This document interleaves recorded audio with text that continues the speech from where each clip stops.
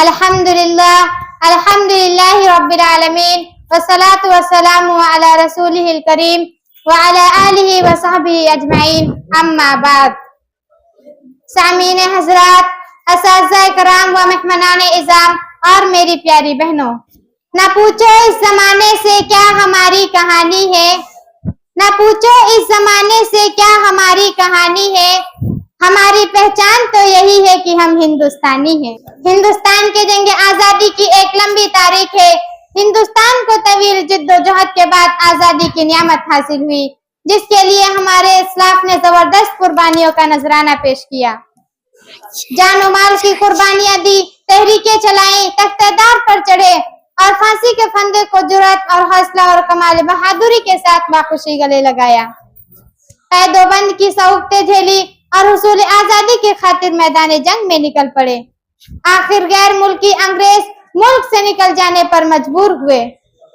غیر ملکی حکمرانوں نے اپنا اقتدار قائم رکھنے کے لیے طرح طرح کی چالیں چلی، تدبیریں کی، رشوتیں دی، لالچ دیے، پھوٹ ڈالو اور حکومت کرو کا اصول بڑے پیمانے پر اختیار کیا۔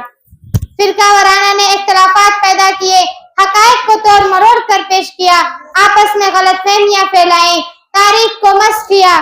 انگریزوں نے ہندوستان کے معصوم باشندوں پر ظلم و ستم کے پہاڑ توڑے، ناحق لوگوں کو تختہ دار پر لٹکایا، ہندوستانیوں پر ناحق گولیاں چلائی، چلتی ریلوں پر سے اٹھا کر باہر پھینکا۔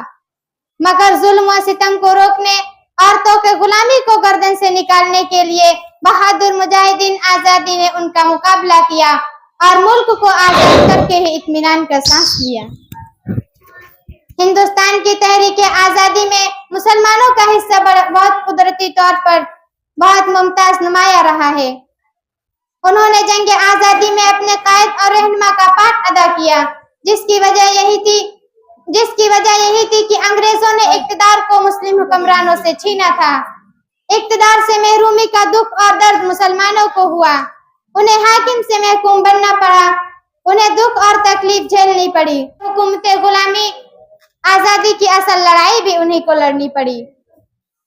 دائمین انگریزوں سے باقاعدہ منظم جنگ نواب سراج الدولہ نانا علی وردی خان نے 1754 عیسوی میں کی اور ان کو شکست دی۔